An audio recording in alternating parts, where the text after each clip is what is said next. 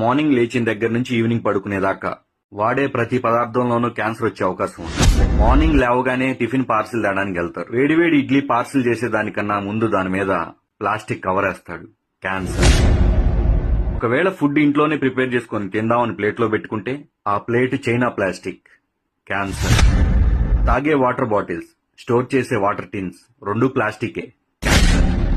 సాయంత్రం పూట snacks Manchuria తింటారు, దాంట్లో ఒక ఫోర్క్ ఇస్తాడు. ప్లాస్టిక్. క్యాన్సర్. కారాలు, పచ్చళ్ళు, పోపులు ప్లాస్టిక్ డబ్బాలో నిల్వ చేస్తారు. క్యాన్సర్.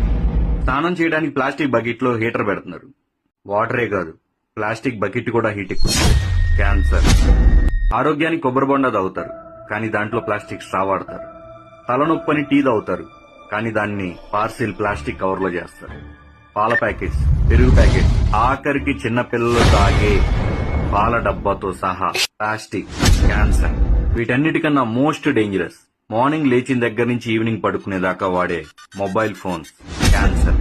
ఫైనల్లీ 2030 కల్లా ప్రతి ఇంట్లో ఒక క్యాన్సర్ పేషెంట్ ఉండే అవకాశం ఉంది.